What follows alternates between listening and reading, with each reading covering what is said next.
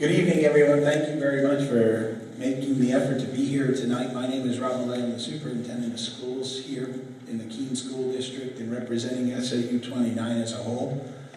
Joining me tonight to bring our guests is the superintendent from the Monadnock Regional School District, Ms. Lisa Witt.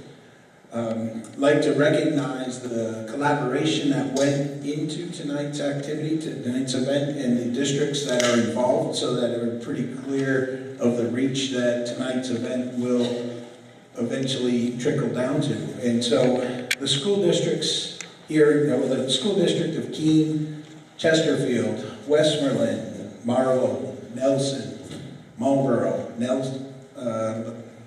Harrisville, Sullivan, Surrey, Stoddard, Winchester, Hinsdale. And the Monadnock Regional School District, which is comprised of the towns of Fitzwilliam, Gilsum, Richmond, Roxbury, Swansea, and Troy, the Fall Mountain School District, the Conval School District, the Jaffrey Ringe School District, and the Wilton Line Borough School District as well. So we're not going to talk very long. We're going to get the show started. And so it is our pleasure to introduce tonight's speakers. And I'll go first. I'll introduce Mr. Andru Volinsky. And Andrew prefers to be called Andy. For those who don't know him, he is the executive counselor for this district. He was the lead lawyer for the children and school districts in the Claremont school funding lawsuit. And he currently lives in Concord. And I'll introduce John Tobin. John Tobin was a legal aid lawyer for 40 years, most of that time with the New Hampshire Legal Assistance, a statewide civil legal aid program which serves low-income people through individual cases and systemic advocacy. He worked for 20 years as a staff attorney and then for 18 years as executive director. On leave from New Hampshire Legal Assistance, he was active in the Claremont school funding litigation, focusing on the property tax issues in the case. So welcome to our guests, and we will let you take the floor.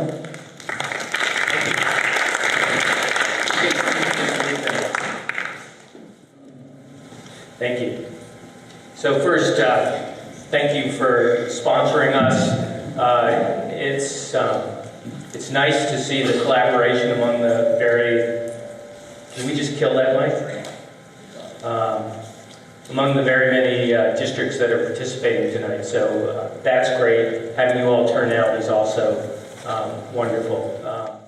So our approach is we have a presentation that's going to take 40-45 minutes, and then we're going to leave as much time for questions as people would like. So hold your questions. We find it has a better flow. If we wait till the end for the questions, we're likely to answer a lot of them as we progress through the program. But make a note and we'll leave plenty of time. And if there's something you'd rather speak to us about personally, John and I will hang out for a little bit after the Q&A is over. So let's start here.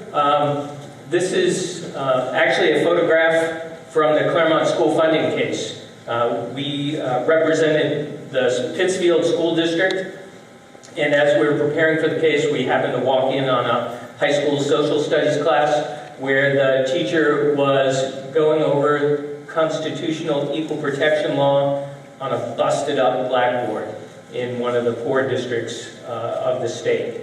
And we just were always struck by the irony of the circumstance. So we're going to start with some geekiness just to give everyone a common base of understanding.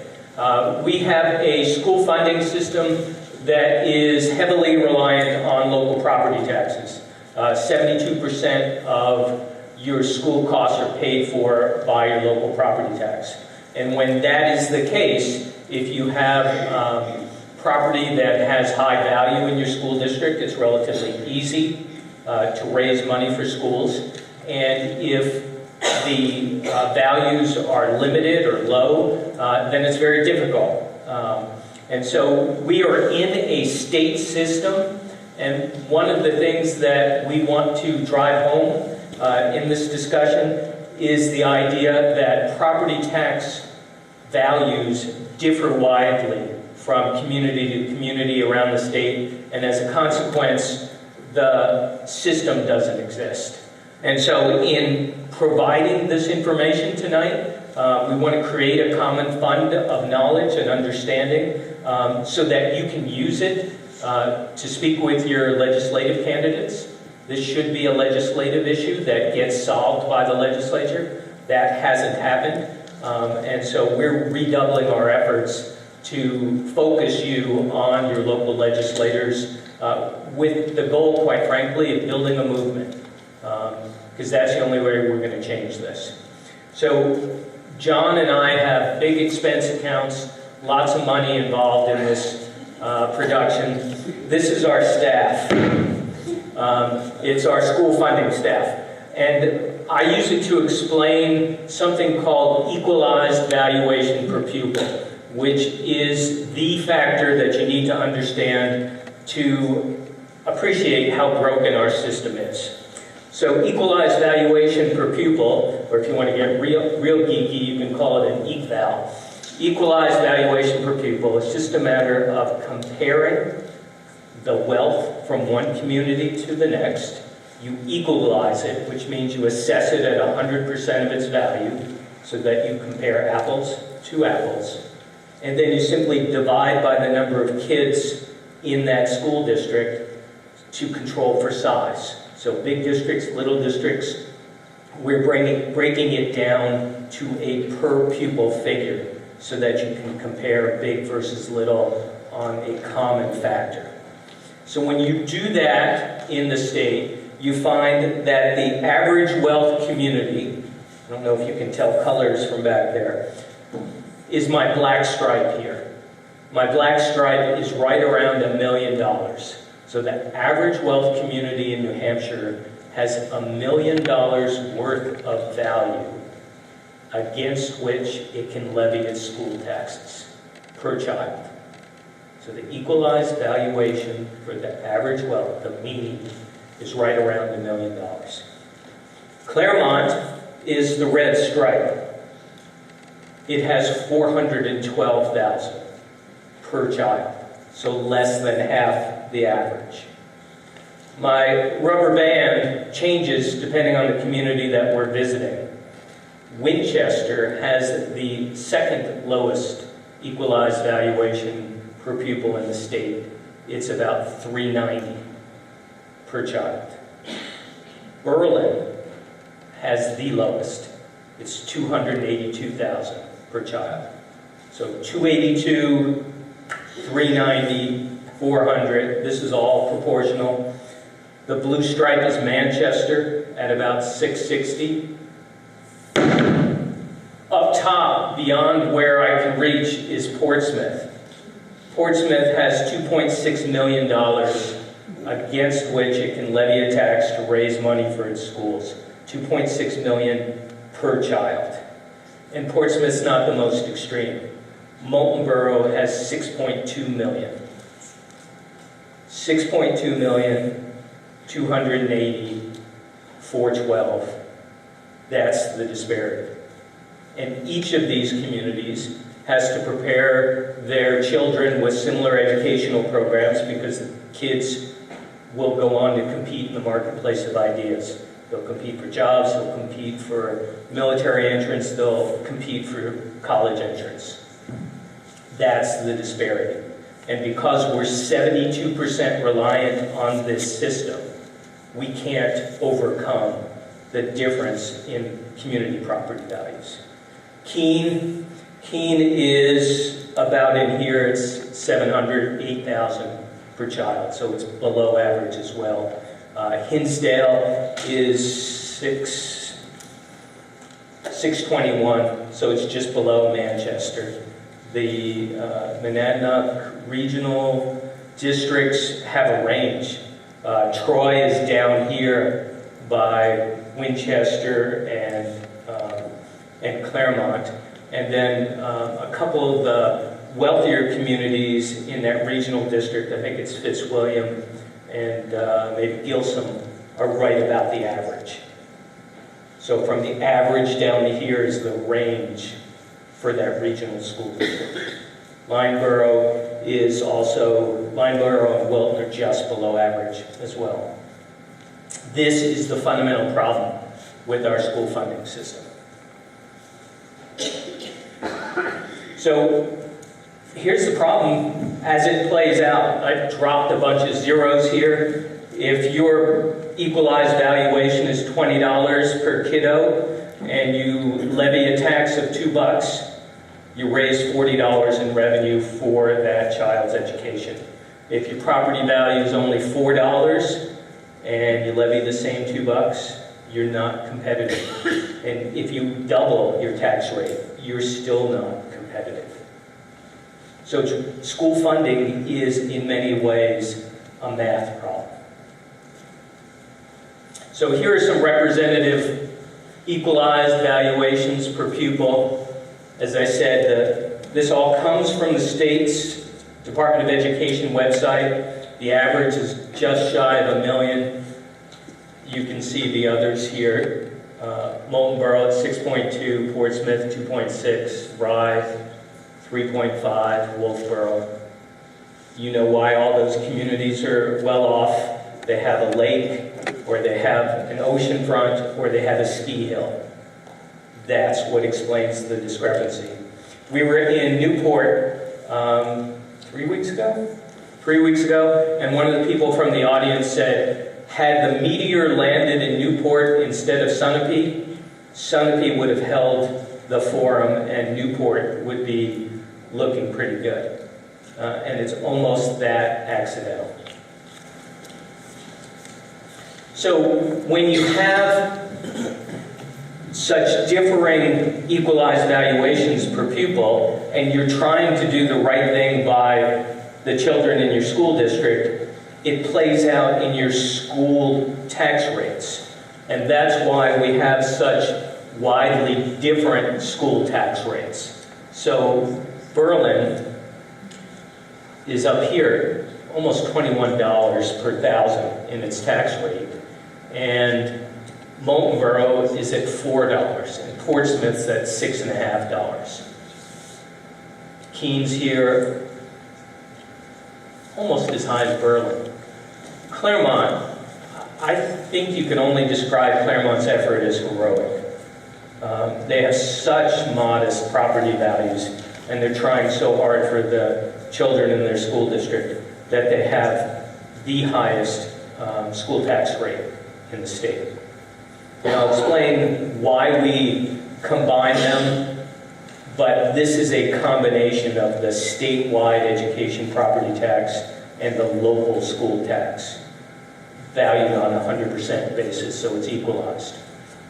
So if you're trying to convince a business to move to one of the lower wealth communities, you're dealing with things like Berlin's overall tax rate, municipal and school, is almost $50 a thousand.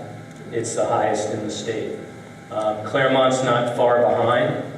I'm going to come back to Franklin for a second, but Keene's got a very high tax rate at $36, and that makes it hard to bring businesses here, businesses that require some kind of real estate presence. Franklin's unusual because not only does it have very low property values, it also arbitrarily limits itself. It has a tax cap that's been in place for some 30 years. And so every year, Franklin lays off more and more teachers. It has probably the most constricted school curriculum in the state as a consequence. You can't both deal with low property values and voluntarily impoverish your school district with a tax cap and hope to maintain the school district. And I think by a lot of measures, Franklin's in trouble. So Fall Mountain is one of our sponsors.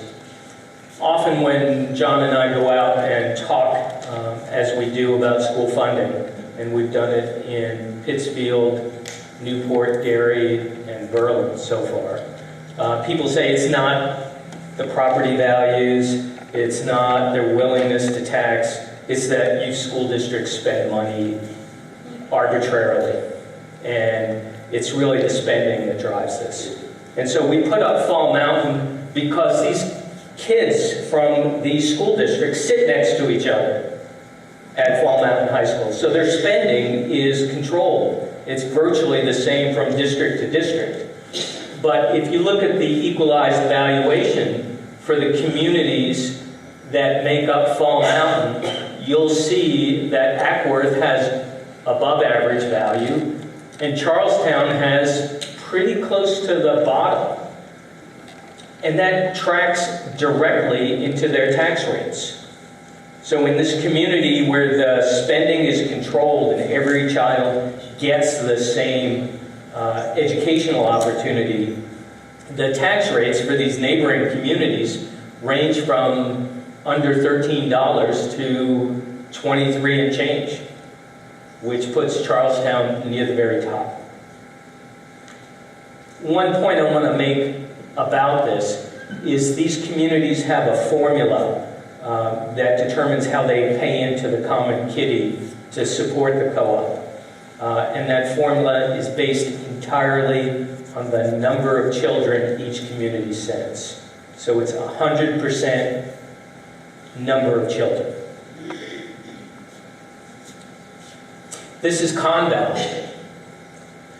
And you'll see it has a very similar swing of property values.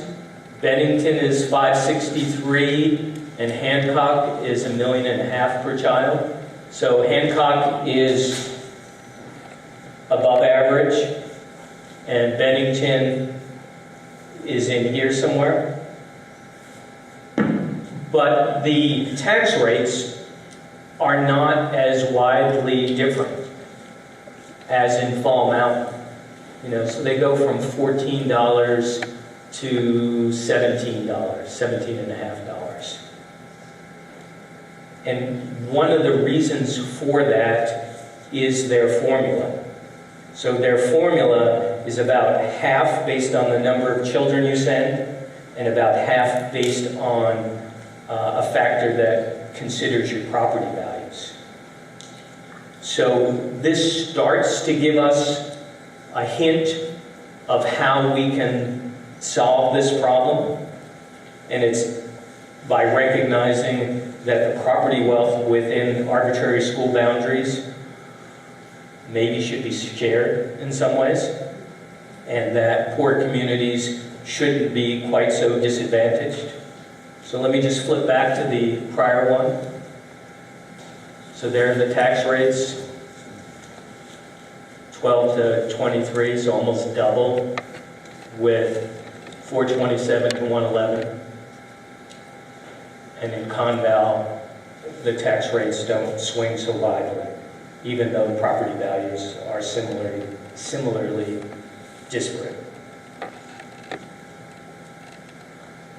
So we've lost the top of this. But one of the things we tried to do is recognizing that 72% comes from our local property tax. How does that actually play out? How much of a difference is state money? How much would you have to think about adding to preserve this system? So Freedom is a small, wealthy community up north.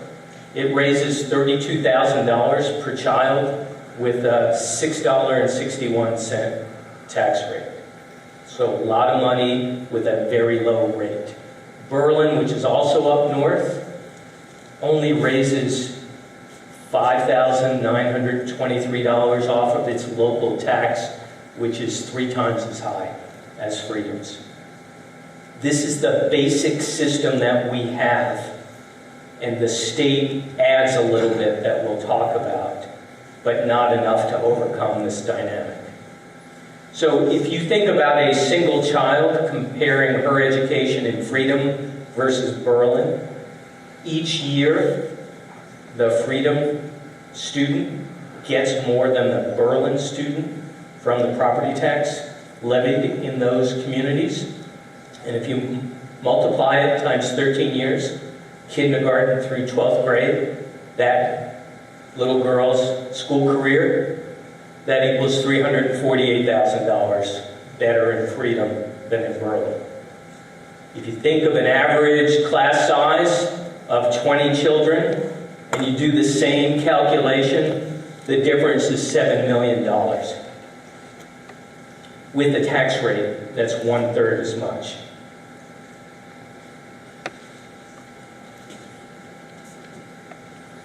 So, doing the same calculation for Keene versus Freedom, Keene raises $13,769 from the local property tax, which is $18.91, so just shy of 3 times.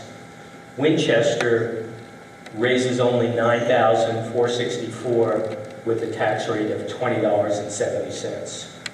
So if you consider the difference per child, the difference over a little girl's educational spending in Keene versus Freedom is $246. In Winchester, it's $300. You think of the class of 20, it's over $7.5 million, or over $9 million.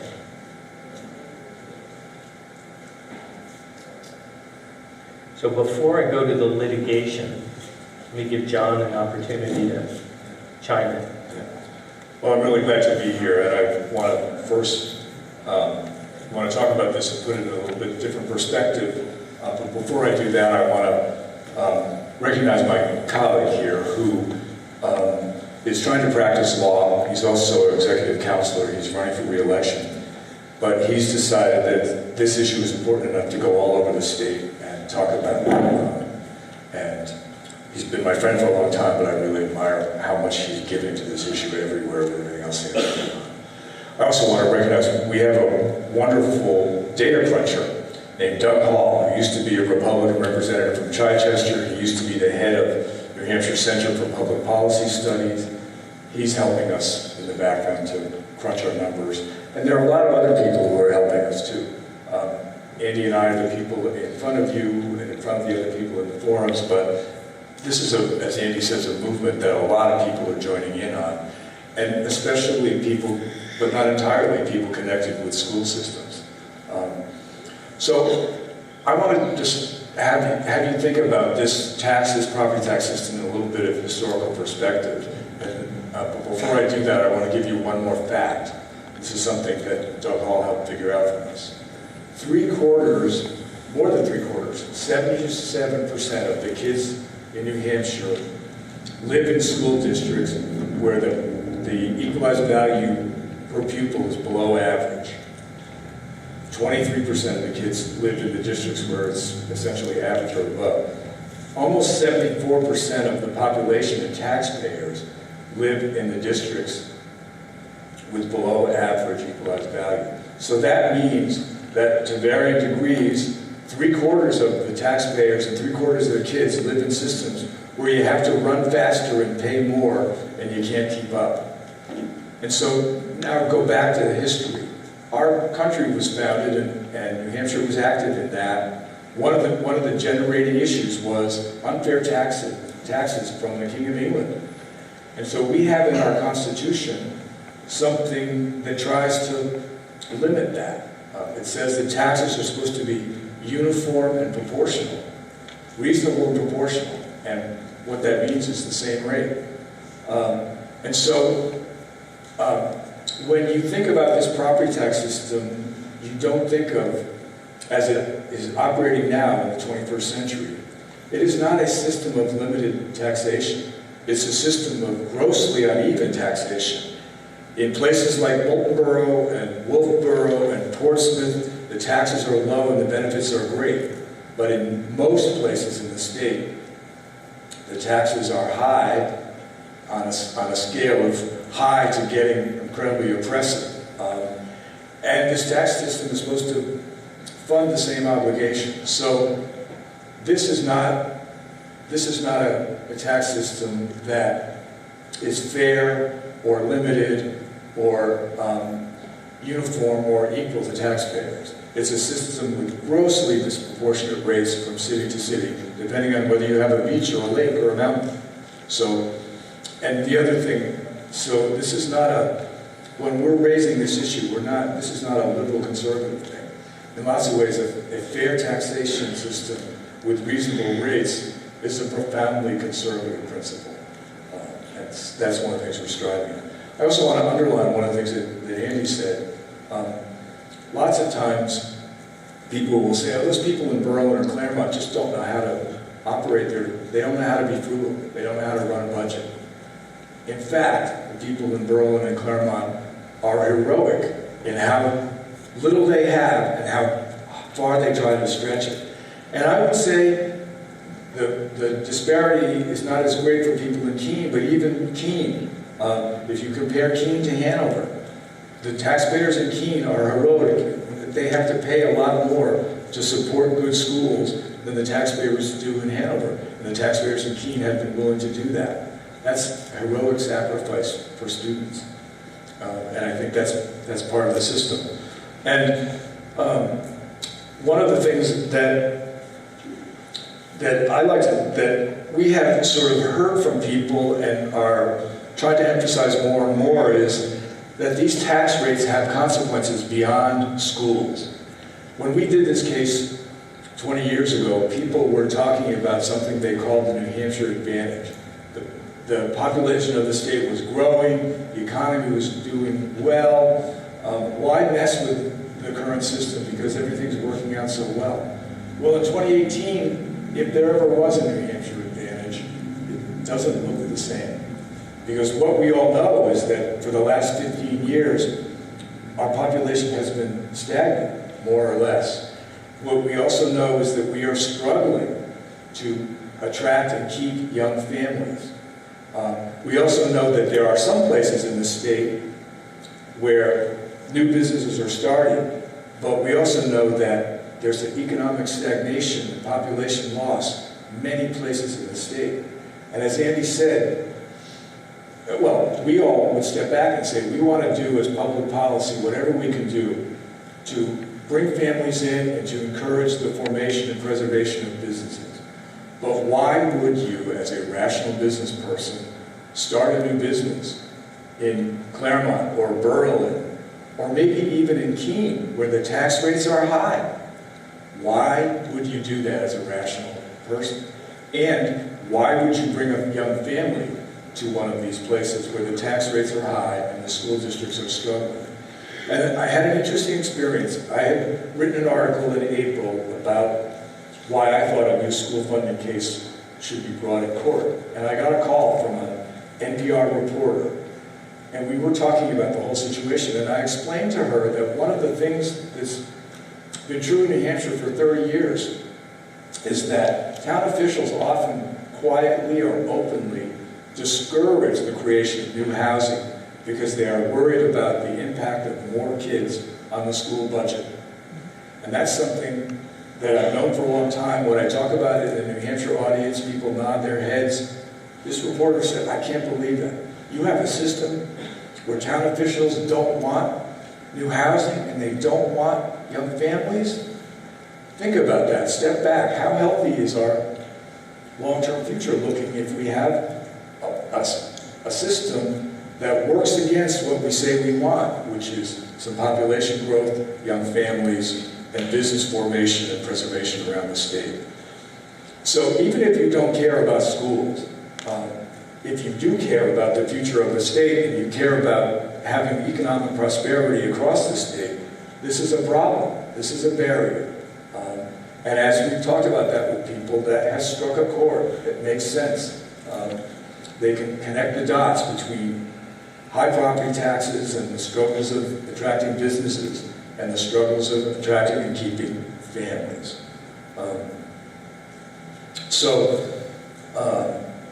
These are things to think about as you listen to all of what we had to say, and these are things, as we'll talk about later, for you to talk about with your friends and your relatives and your neighbors. So let me just underscore something. I also represent Rochester, so I know that community well. Rochester was able to attract a couple advanced manufacturing facilities to the city, but they can't find enough workers. And one of the reasons for that is the lack of workforce or affordable housing. and it's this phenomenon that John's talking about. The other thing is, if you want to create wealth, you get your kids better educated. The further they go, the better their income's going to be over their lifetimes. And if we can't maintain our schools, we're working against that pretty obvious and well-accepted dynamic. So how did we even get to this point? So let's start talking about litigation. Claremont was the case where I was lead counsel, but there was a predecessor called the Jessman case in the 80s. That case was brought by in the name of a business leader from Lisbon named Wendell Jessman. And as soon as they filed the case, the state did everything they could to force them to exhaust their resources. And they did. And so they entered into a settlement fairly quickly on, where the state agreed to take 8% of the cost of education at that time and put it into a fund to be targeted to the poorest school districts. So we hear a lot about targeting. Jessman was settled on an agreement to target 8%.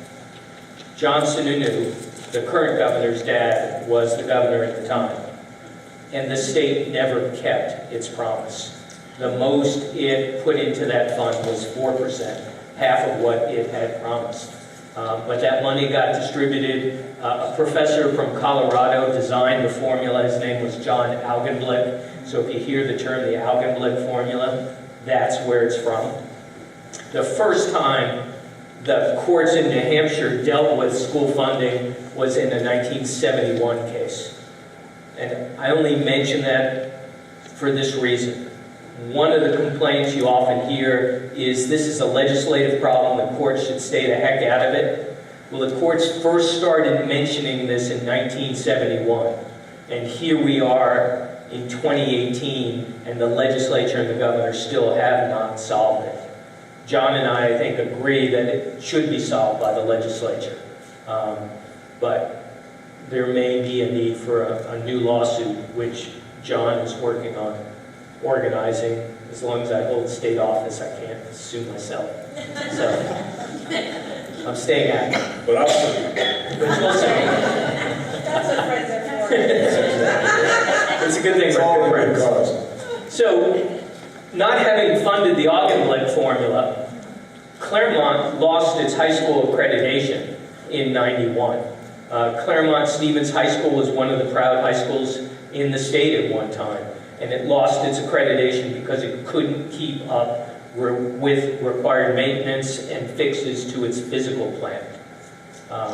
And they pulled the accreditation, and Claremont organized the next round of lawsuit. They found a constitutional law professor at then Franklin Pierce Law School, now UNH Law School, named R. Pierce Saunders.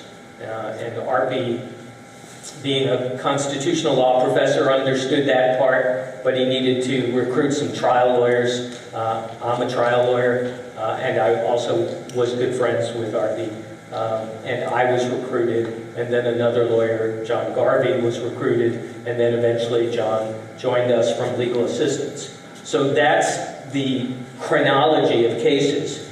The first case went to the Supreme Court, and they issued a December 1993 decision.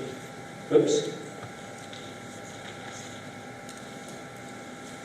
There it is. In this 93 decision, the court said that the Constitution was not merely aspirational, that it was enforceable, and that education was a state responsibility. It was not the responsibility of the local community. And it had been challenged that it made decisions that were not consistent with that in the past, and it conformed all of these decisions, explained them.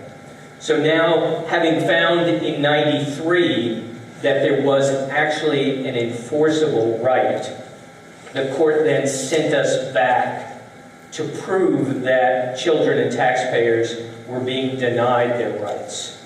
So at the end of '93, we were sent back to the trial court. And we prepared for a 6-week trial. So notice the timing. The trial occurred in June of '96. So going into the trial, Steve Merrill was the governor, and he fought us and had his attorney general fight us tooth and nail on every issue, on every factual dispute. Steve Merrill and Jeff Howard came after us. It's now Judge Howard. I'm sure there's no relationship. But then we had an election in '96, and Gene Shaheen became the governor. And Gene Shaheen took up every single position that Steve Merrill had followed. There was no distinction between the two. So when John says this isn't a liberal, conservative, Democrat versus Republican issue, it absolutely is not.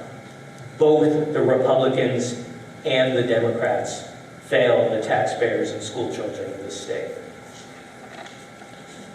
So we went to trial, and after trial, the trial judge, who's a really nice guy, George Manius, ruled against us. So we appealed again to the New Hampshire Supreme Court.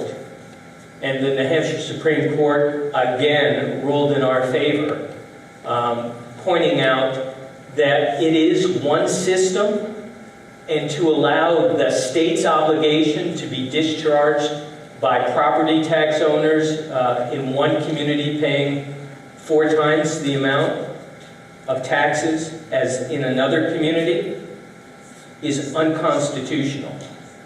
And the numbers we showed you at the outset, based on this phenomenon, are far more than 4 times in some instances. And so this constitutional frailty still exists in our state 20 years after this 1997 decision. We put up a quote from the court's comment about the state's brief. So the state had argued that property taxation is a stable and expandable source of revenue, which allows the citizens to decide how to organize and operate their schools. In many of the communities that we visit, the decision being made locally is which program to cut. It's not how to advance the school district. It's how to minimize the harm year after year after year. Do you want to jump in or keep going? Just one thing. Andy and I try not to tell war stories about the first Claremont case, but I just want to give you one example of what that trial was about. Not about what the lawyers did, but what we tried to show. And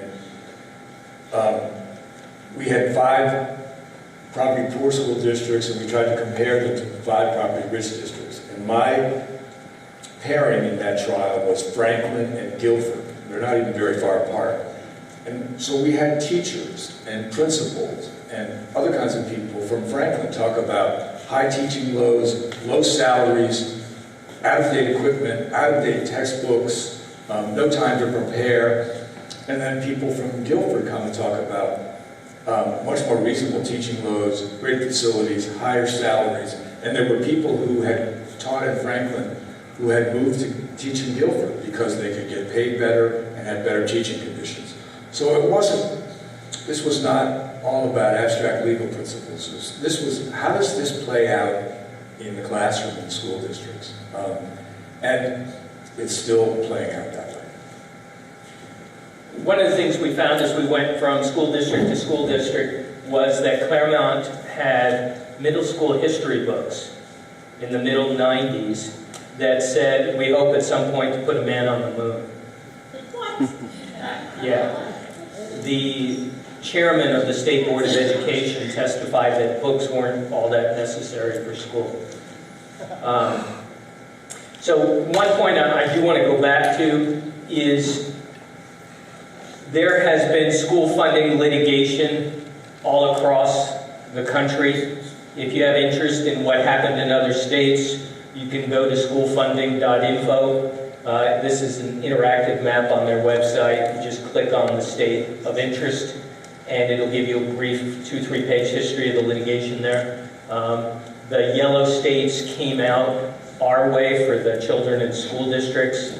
The blue states came out on behalf of the state upholding the system, and the white states had not had litigation when I put this together a year ago. So that's Claremont 2. The case ended at our request with the court not designing a remedy, but just setting a deadline. So the court said, it's up to you, legislature. You have about 16, 17 months, and by a date certain, you have to get it done.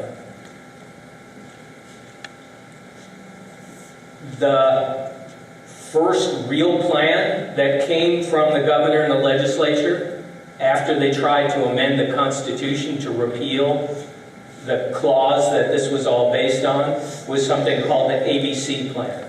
The ABC plan, again, Governor Shaheen, was a shell game. So what it did is it raised every school district's property taxes to a certain modest level. But any money that the school district didn't need to spend locally was then rebated back to the district, so that its effective school tax rate remained unchanged. And it made no impact on how schools are funded in the property-poor communities. And the Supreme Court, in this opinion of the justice's case, found it was unconstitutional. After dithering for almost 16 months, the state went back to court and asked for an extension because it was too short a time to develop a plan. And the court denied the extension on the very next day after the oral argument and said, go back to work. So what happened? What happened was there were this many trips to the Supreme Court to try and force the state to get a reasonable remedy to this problem. The last couple, the Londonderry cases, were done by other lawyers on behalf of kind of middle wealth school districts. All of the Claremont cases, all 10 of them, Claremont 1 through Claremont 10, was us. Challenging every time the governor and the legislature put up another shell game kind of remedy. So, where are we today? The state says we can meet our responsibility to provide a statewide system of education by paying you $3,600 a child. The average spend is about $15,000 for non-capital expenses around the state. $3,600 is how much the state provides with some modest add-ons for kids in poverty, for English second language learners. But that's the base rate. That's not enough. That's why this dynamic exists and is not being overcome. So, some people may have heard that we have a statewide property tax. The statewide property tax is a tax imposed by the state, follow this, where the money goes from the local community to the local town to the local school district. It never passes through the state. It's imposed, collected, and distributed locally. And the overall amount that it's raised, some people look at that and say, how the heck did we get to $363 million for this number? Why is it set at that level?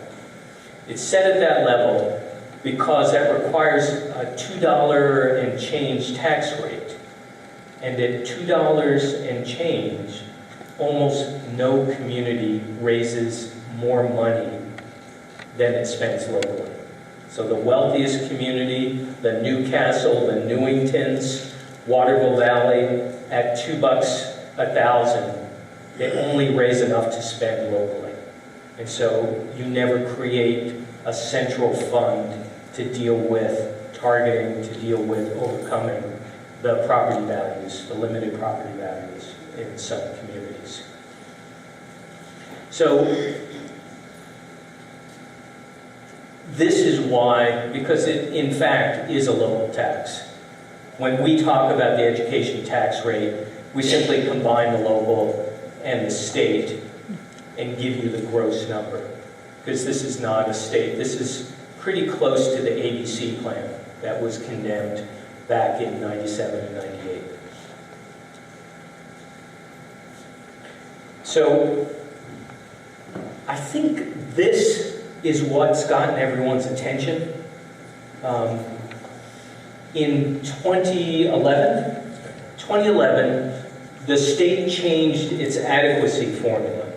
It used to have a pot of money that it called differential aid, which was kind of like the Augenblick money. It was designed to overcome the disparity. It was targeted towards the poorer communities. In 2011, that was done away with. And in order to hold communities harmless, about $160 million was committed to this stabilization funding. Targeted aid, stabilization, helping communities not get whipsawed. And then in 2015, the legislature said, we're going to do away with stabilization aid over 25 years. So we reduce stabilization at 4% a year, each and every year for 25 years until it's gone. That's what the current dynamic is. And so a community like Berlin, where this aid is really important, loses about $220,000 a year. And in order to fill that hole, just to stay level, it has to raise its tax rate 55 cents each year to stay level. No new school, no new teachers, just to quit the bleeding. That 55 cents is going to continue for 22 more years. So at the end of 22 years, Berlin will have had to increase its tax rate, one of the highest in the state, $11 and change, just to stay at the failing level where it is today. This impacts the local communities as well, and we've included, let me do this and then you can, yep. These are stabilization fund losses in these communities. So I mentioned Berlin. Concord, it's a small piece of the budget, but it's still 2 cents on the tax rate. Franklin is 29 cents. Hinsdale, 29 cents. Winchester, 27 cents. So Berlin has the largest hit each year, and then Franklin and Hinsdale are tied for the second, and Winchester has the third highest hit in the state. And so when you cut this year after year after year in a community where the property values are not growing each year, you're talking about mostly cutting staff. And when you cut enough staff, then you close a school. That's how this impacts communities around the state for the next 22 years. So we have heard a lot about stabilization aid from school districts as we've gone around the state, and it's in some ways it's the last straw. It's the final thing that just makes this whole system intolerable.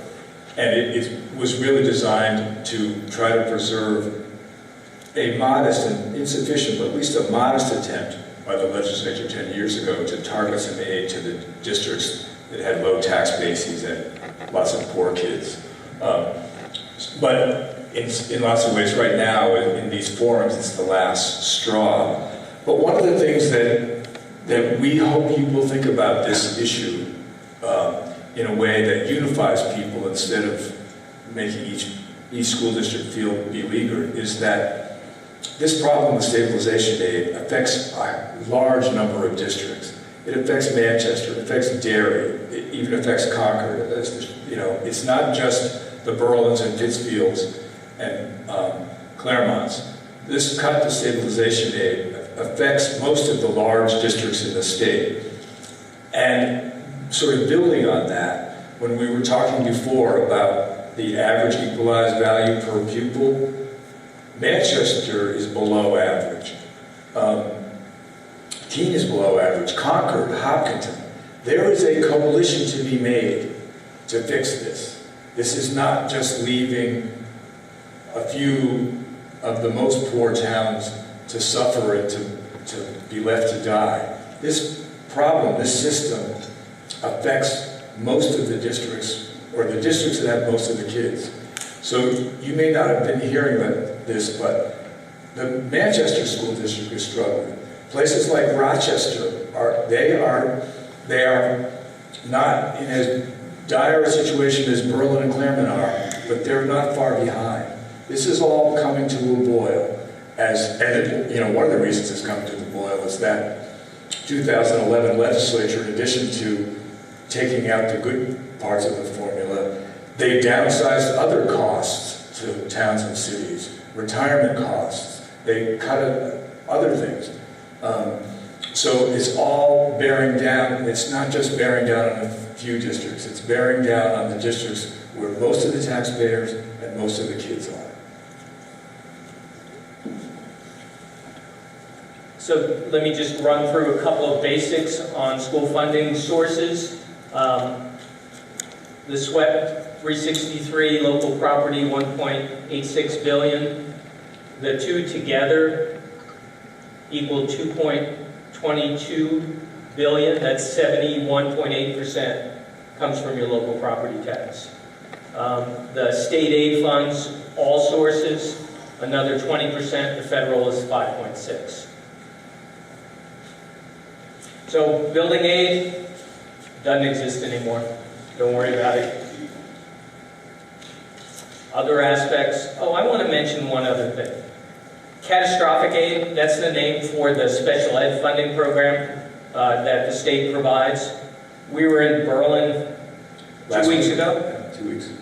Berlin has 1,100 kids in their school district. One child qualifies for catastrophic aid. So all of the special ed costs are borne locally in Berlin, with the exception of one child. That's how limited the state's contribution is to special ed funding. Charter schools makes your problem even worse, because when a child moves from a traditional public school to a public charter, the $3,600 goes with her. And then the legislature, knowing that no school could exist on $3,600, adds a $3,000 stipend that comes from the general fund.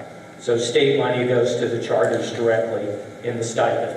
So if you think about it, if you have 3% of school kids going to charters, that's how much it costs. And since when 1 or 2 kids from a class go over from a traditional to a charter, it doesn't change your cost structure. You still need the teacher, you still need the building, you still need the heat, the electricity, all of that. You can't save money when a couple of kids go over. And so you just have to make up the lost $3,600. The only place to make up that $19 million is from your local property tax.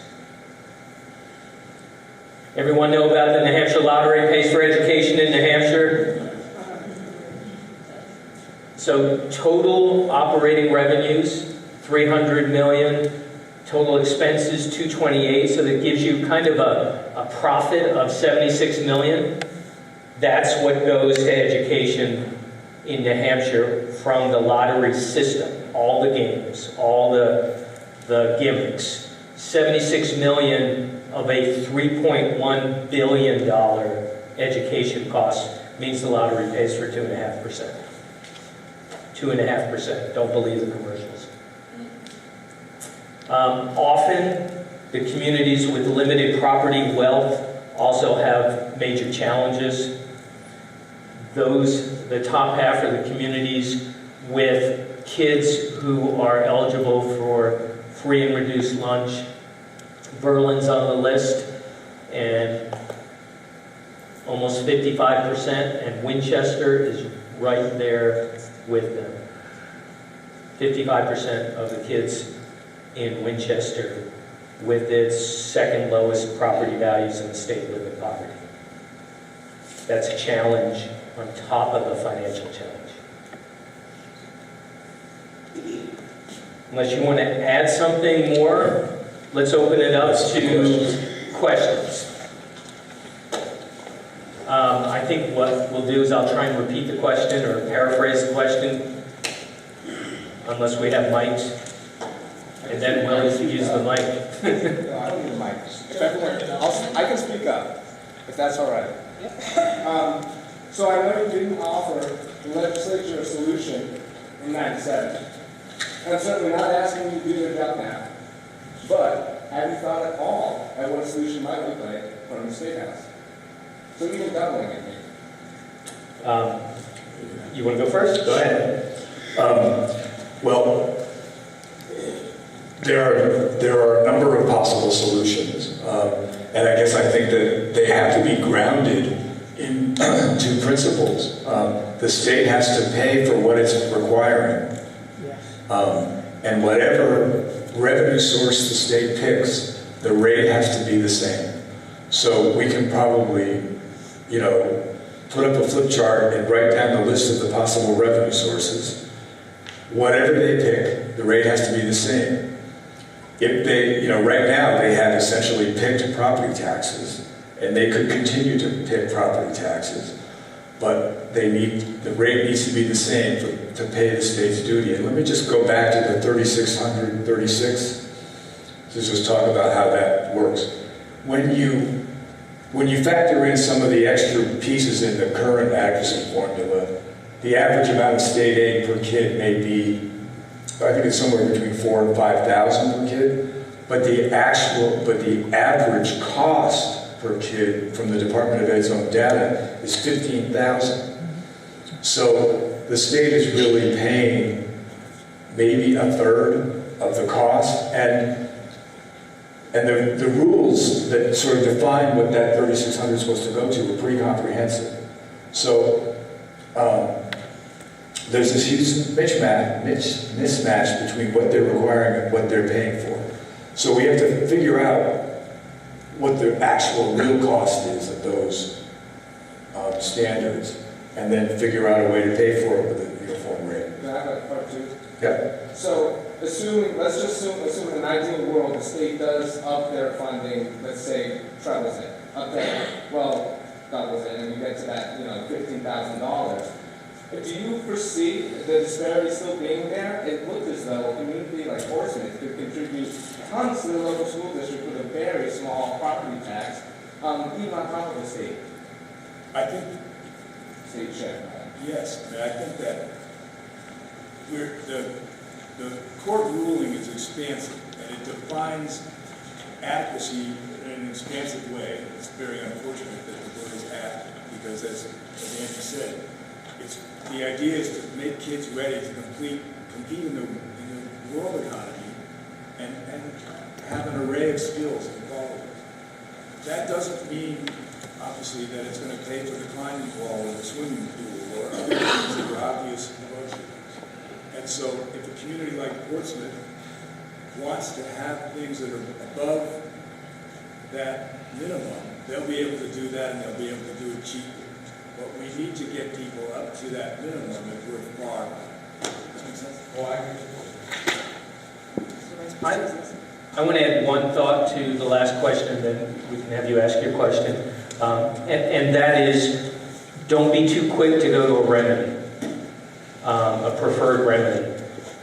Make sure people understand this part first, because a lot of people don't understand the dynamic of property values and how that plays into the system. And as soon as you put a system, an alternative system on the board, everyone will start shooting at your system without understanding the fundamental unfairness of what we do now. So people have to understand why this has to change. We have to anchor that understanding, and then and only then should we move to a preferred remedy. Except stabilization's got to stop being reduced on the first day of the next legislative session, and the 3 years worth of cuts need to get restored tomorrow. Yes. So, I have a question, but first I just have to say that you had mentioned that someone said, like, ooh, geez, if the meteor had just hit Newport instead of that other town, we would... This isn't a natural thing. This didn't just happen. This happened because of specific choices and specific policies that were made over time. That's the bad news, but it's also the good news. So we can make different choices, we can create different policies, and we can correct this. So it's not just something that happened and, oh, well, we have to give up. This is something we can actually fight to change. So just put that out there, everybody. So the question I have is, there's this new, rather insidious bill going around that's meant to gut the public school funding and put it into private schools and religious schools. How does that affect this problem? And how does it tie together? Because I don't want to lose that fight either. So the question is about the school voucher program that some people know as SB 193 that was defeated last year, but the governor's going to, if he wins election, he'll bring it right back again. It's already gone, sorry. Yeah, but somebody has to advance it, so it depends on who wins the election. True. So elections are important, right? But here's how it would have worked. It would have had the same approach as with charters. So as kids move to take advantage of a voucher, $3,600 per child moves out of the system with them.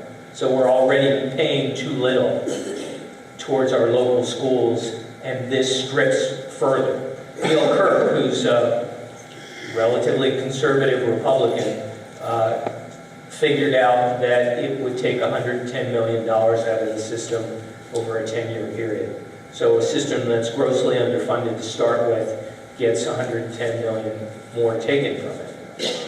But as important as, in my opinion, fighting school vouchers are, that's a $110 million problem.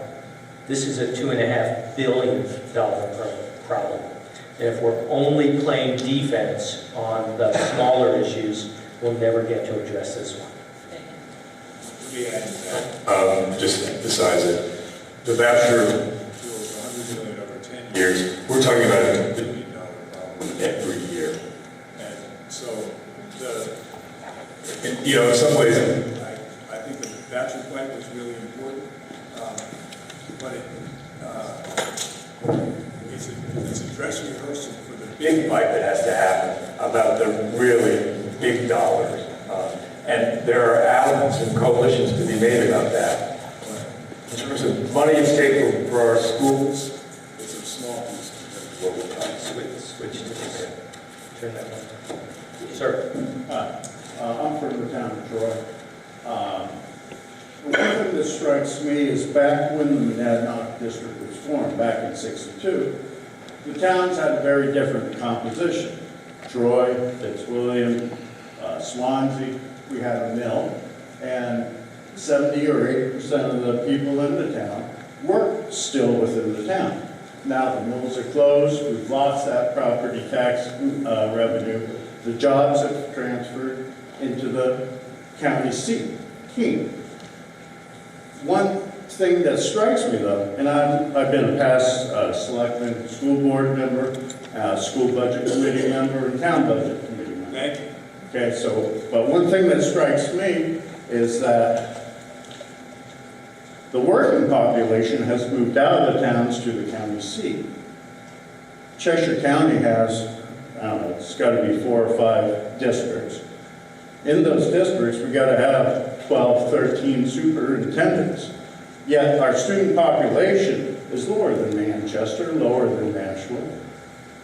But there's no means for us to redistrict. It seems to me that a county-wide district, spreading the property value among all the towns, makes a lot of sense. And reducing the administrative overhead makes a lot of sense. And while the legislature is working on the funding, it seems to me that we should have some means of redistricting. How does a county go about transforming from 5 districts to 1? So, good question. Thanks for all that you've done in Troy. When we were in Berlin, Berlin's at the bottom of the barrel for property value. The neighboring SAU is Gorham, Randolph, and Shelburne. Gorham's kind of middle tier. Shelburne and Randolph have high property values. Someone raised this exact issue, and the Berlin mayor said, "Who will take me? My property values are so low, and we're teetering financially. Which of those other communities locally are going to add me to their burden?" And so the point, I think, of what he was saying is there is a really good argument to be made for increasing efficiency by combining districts, but you can't do it on a local basis. You have to develop a system that allows us to share the burden of one property poor community like Troy amongst many. Because if you just go to a handful of districts, they can't absorb the risk that your community poses. I hate to put it quite so starkly, but that's the impediment. So that's another way in which this system works against itself. Let me just add one other point. Our clients in the Claremont case were Claremont, Lisbon, Pittsfield, Allenstown, and Franklin. All 5 were failed mill towns. And so a lot of a school property tax funding problem is a failure of economic development. So when the mills failed, nothing replaced it, and the property values failed. Yes? Hi. Hi. Thank you for the work you're doing. I'm Karen Hatcher. I'm a select board member in Peterborough. I'm a member of the Condell District. And I'm happy to see you both. And thank you for the good work you're doing. As you mentioned, this is an election season. We have an opportunity to make change perhaps where we maybe didn't have it before, and I do believe that we are hitting a critical point where you can only squeeze so hard, right? There just isn't any more to go. And so I'm happy to report that in our district, the Selectmen's Advisory Council, all 9 towns, and all members of the school board have signed one letter that was distributed this week to all candidates who are running and all elected officials currently holding office, making the case that this needs to be a front burner issue in this election and also needs to be a top issue in the legislative session. And I'm happy that I've heard from a number of them who got it, who said absolutely. And I have copies of the letter with me tonight for anyone who would like it as a template. I can also send it digitally if you'd like it. See me, I'm sitting over there. And we are really pushing out a statewide grassroots campaign, letter writing and media to get, and there's a lot of other work being done in the state. I'm so excited to see it. But I think at the grassroots, we have our vote, we have our voice, and now is the time. And so I think all of us together can solve this. It does require the political will to take it on. And as you said, John, it's a matter of values. What do we value as a society, as a state? And I think together we can make change. So thank you again. And anyone who wants to see me at the end, I'm sitting over there. Thanks.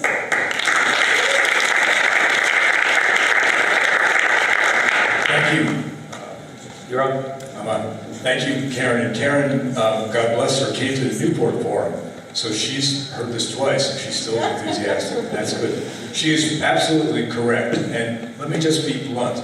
This system hasn't changed in 20 years because the people that we all send to Concord have not felt pressure to change it. It's as simple as that. they have not heard, and it's amazing to me that with property taxes as high as they are in so many places, the legislative leaders have not felt the pressure to change the system. But the blunt reality is they haven't. But most legislators actually do listen to their constituents.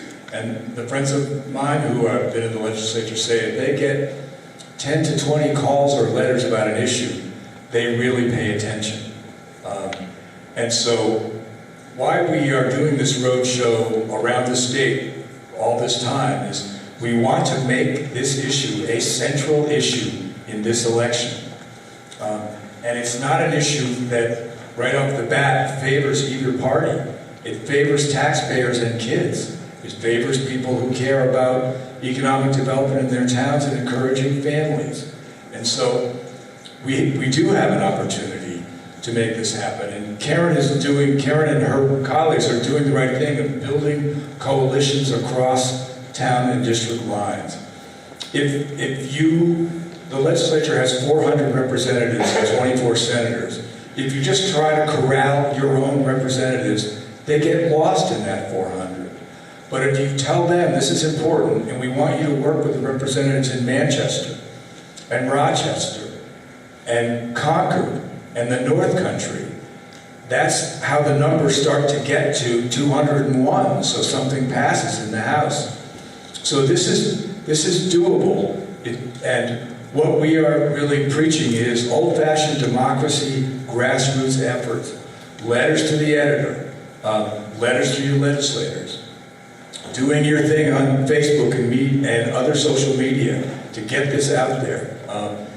So I applaud what Karen is doing. And one of the things that I would recommend to every school district that's here tonight is that you hold a candidate forum in your district and you invite the people who are running for the state senate, who are running for the state house in your whole school district, and ask them these questions. And actually one of the things that we've given you is what we call our talking points. It boils down to what we've said tonight. It's a one piece of paper, two-sided. And at the end of it, it has questions you can ask candidates.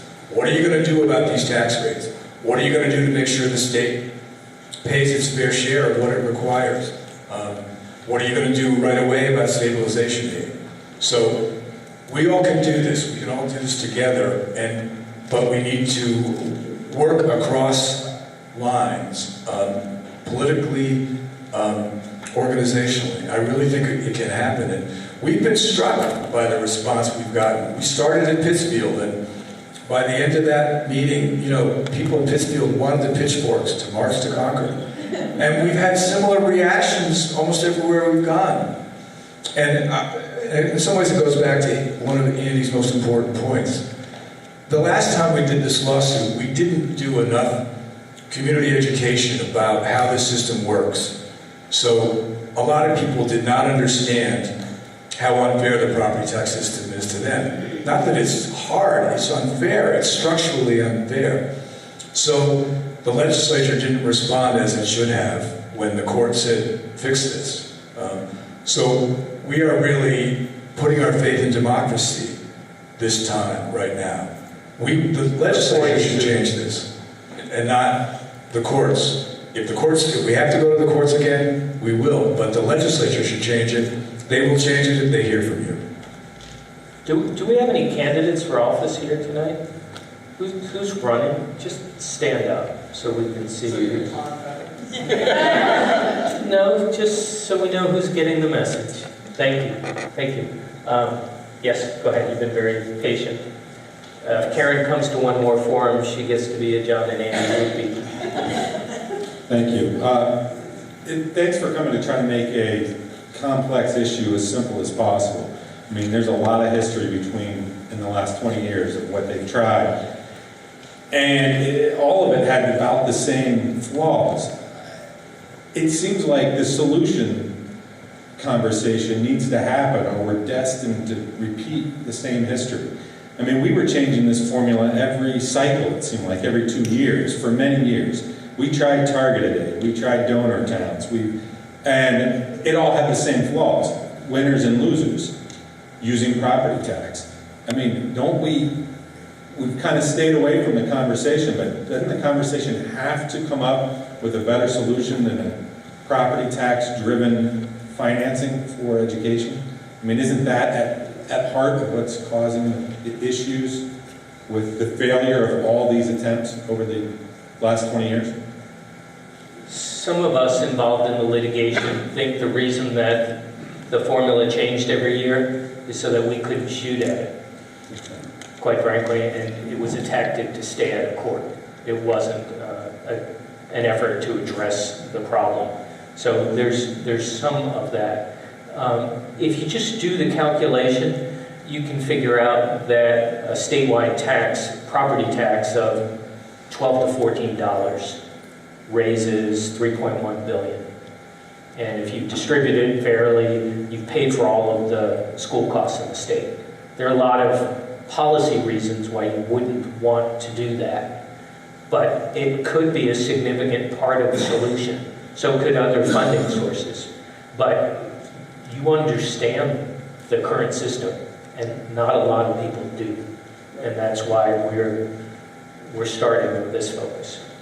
Oh, I agree, and I'm glad you're doing this because it is more complex. I'm just worried that it'll get bogged down to the same, really, moving the small amount of chips. When we had targeted aid, we had donor towns, and they were, the losers, the towns who lost during that were just as angry on the other side. And that seems to stop in the progress we have with really funding education. We need to get away from this winners and losers.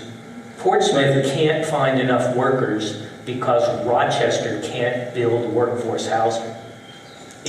We're in this together. Oh, I agree, but even the cooperative districts that you put up have all sued each other at different times. They don't cooperate on a microcosm, right? Fall Mountain being probably the one that's been in the state Supreme Court the most. So if we do that on the state level, won't we just evolve back into the same problem? Points well taken. School district. And this March presented a very big problem for our district. And a committee was formed based on it. And we worked very hard to try to, as just citizens, come up with some solution to help, because it does start to pit one town against another town. And because there isn't a full understanding of what's going on, we spent the last 6 months in this committee, which Tom, who spoke earlier, was a part of that. And it took a lot of, we had to go to the state's website and all of this to gain this information. To the short of it, we presented some of our work to the school board. And there is a tool that was developed through this effort to solve our own problem within the district. And I've felt for a couple months now that this tool that we developed is a spreadsheet that allows you to input data for each individual district. So it lets you see this disparity that you're talking about. And you can see the disparity in the equal tax rate, or you can see the disparity for the cost per student for every town in your district. And I stood up in front of the school board 2 days ago and said, every district in the state might like to have this tool. So I'm standing here just saying that there's, through this hard effort, because the one thing I did notice, especially sitting through a whole school board meeting, the agendas are enormous. They've got a lot on their plate. There are efforts being made through Conval in our district and maybe other districts where we don't have to start from ground zero. There's work that has been done, and I think that everyone feels the hurt from what is going on, and so I think the superintendent for my district has the paperwork and she has the tools and the website. Thank you. We'd like them. Yeah, we definitely like it. Our numbers guy isn't here, but I'm sure he would very much like it. So thank you. Thank you for your work. Thank you, gentlemen, for your work. I've been interested in school funding now for about 15 years. My husband, when he was alive, was on the budget committee. I was on the Monadnock School Board. 15 years ago, we talked about the fact that it was an unfair way to educate our children, and that it was not only unfair to the children, but unsustainable to the taxpayers. A comment was made that you can't just get on the bus and go to Concord and change their minds. And in all of the efforts that have taken place throughout those 15 years, the legislative body has gone more and more away from any fairness to either the students or the taxpayers. And as I look around the room tonight, it's interesting to note that I don't see any of our local legislative body attending this meeting. Your comments about going on a grassroots proposal to get your local legislative representatives interested in the situation is a formative one, but I don't think that once they're elected, they really have the taxpayer or the student's needs. It seems to be that their only resolve is to add more money to the budget. The state has rescinded on all of the mandates that they have pushed on to the local district. The retirement, you went on and on about them, I don't have to repeat them. It's sad because there is no more incentive for people to move into these communities other than into Keene, which is the hub of Cheshire County. So I implore you to keep up the good work and get the grassroots going so that instead of us having to get on the bus and go to Concord and speak to 400 people, we can get the movement going right in our own communities. Thank you. Well, thank you, and thanks for caring about this for so long. I think that the people there have always been a few legislators who are so driven by ideology, they don't care what their constituents think, but most of them care what their constituents think because they want to get reelected. And I don't really care which party takes over in Concord. What I hope will happen is that whoever is there will have heard from all of us about this and will be galvanized to do something about it. And let me just say again, I think there's some things that have been simmering in New Hampshire for a long time. Dissatisfaction and anger about property taxes has been simmering for a long time. I think people have felt there was nothing that could be done about it, or they blamed it all on their local officials and had nasty fights once in a year with them about it. So this is not a new issue. It's something that's been simmering for a long time. And I also, as you talk about it, I think you can bring in not just what's happening to our schools, but what's happening to our population, what's happening to our businesses. We're going to be we don't agree with everything that the Business and Industry Association thinks about school funding, but we actually have found we have common ground with them because they're concerned about economic development. They're concerned about attracting young families. The issues that you all are talking about for your towns here, there's a lot of common ground, and we just need to talk about that common ground and build coalitions. And again, I think it goes beyond people who care about education to people who care about their taxes. And one other thought, there's a sociologist from Harvard who actually lives in Jaffrey named Robert Putnam, and he has written a book recently called Our Kids, and his basic thing is that if we don't start taking care of our kids, there's going to be hell to pay economically and all kinds of other ways. And his point is they are all our kids. When I was a legal assistant, we represented people who were in the state prison, trying to get them mental health care and other kinds of things. And many of them deserve to be there for the crimes they committed, and I don't want to minimize that. But a lot of them were there because they got lousy educations, because they didn't get health care, because they were abused.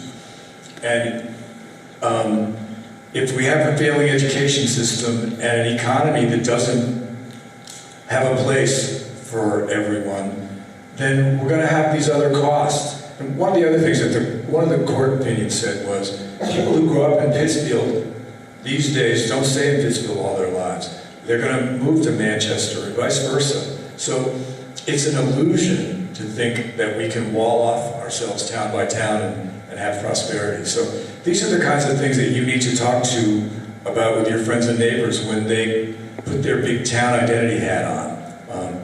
We're all in this economy together. We're all in this population challenge together. We need to pull together.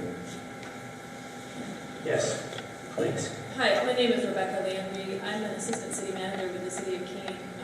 And unfortunately, one of the reasons your 15 city councilors and mayor aren't here tonight is because they meet on Thursday nights. But I know that they're interested in this, and I would, as a note of encouragement, say I've been working for the city for a few decades now, and for the first time in my experience there, under the leadership of Rob Millay and the current city manager Elizabeth Dragon, we're finally actually, even though we're separate organizations in this community, we're finally having some joint conversations about how we can deal with this from a budget perspective, from a long-term planning and capital investment perspective. Those discussions are starting to happen. That's great. So that's encouraging. There is a question I have, and that is, what part do downward trending enrollment numbers and the aging population play in creating a fair solution that meets the needs of the less wealthy communities? My concern is that the property wealthy communities will attract the younger population, and even if there's a magic wand that creates $15,000 per student coming from the state, the less property wealthy communities will still be at a disadvantage because the revenues will go down, but the expenditures won't go down in sync. So let's start with Rob speaking with Elizabeth. This dynamic that we've described about how school funding works, it works the same way on the non-school side of your tax bill. So your police, your fire, your trash removal, your road service, it all gets funded off the same local property tax. And again, if you have high value property, it's easy to raise money for those purposes. Low value property, same problems here. So it's great that they're talking.